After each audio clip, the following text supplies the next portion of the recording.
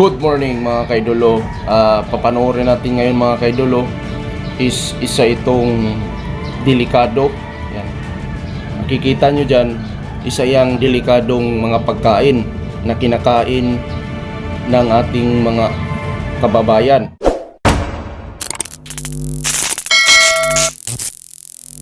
Lalong-lalo na sa mga OFW dyan. Ito, panoorin nyo mga kaidolo para malaman natin.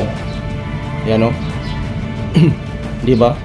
Iniinjikan yung pagkain ng mga tao para sa ganon tumatagal yung buhay ng kanilang mga paninda. O, di ba? Anong nilalagay nito mga kaidolo? Anong sa tingin ninyong nilalagay niyan? Di ba?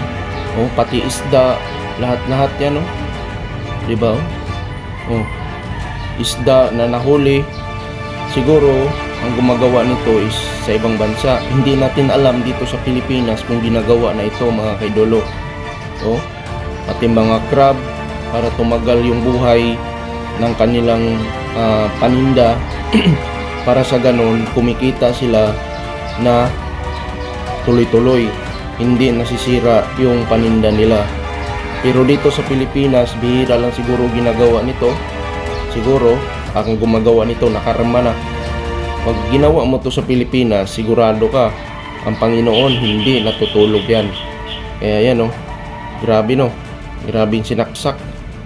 So makikita natin mga kaidolo, itong ganyan na mga sitwasyon is dito natin makikita kung gaano kalupit ang mindset ng mga tao dito sa mundo.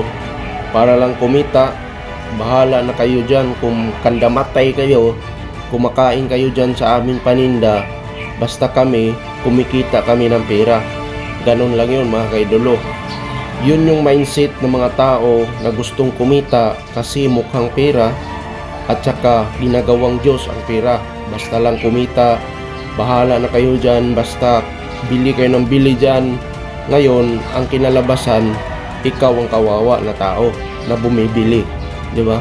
Kasi ang nilalagay nila diyan mga lason na sa katawan ng tao, kaya magkakaroon ka ng matinding sakit.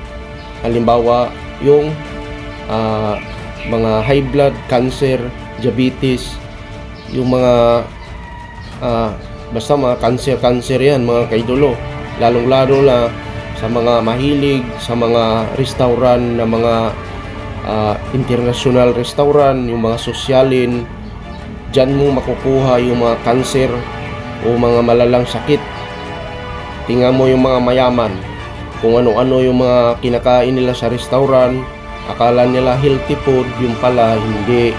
Kasi kumakain sila ng mga ganito, mga iniinjikan, mga pagkain na process. O ito, katulad yan. Diba? Sigurado yan. Yung katawan mo hindi tatagal dito sa mundo dahil nga ang kinakain mo puro mga iniinjikan ng mga formalin, iniinjikan ng lason para yung paninda nila is tatagal.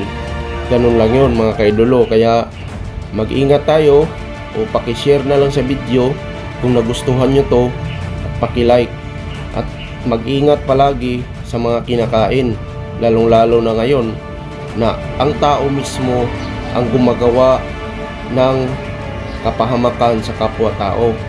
Sila mismo ang pumapatay sa mga tao na mahilig sa mga ganito, no? Kaya mag-ingat-ingat. Kaya kayo nang bahala mga kaidolo kung ano yung sinin nyo dito sa bidyong ito. Maraming salamat at magandang umaga.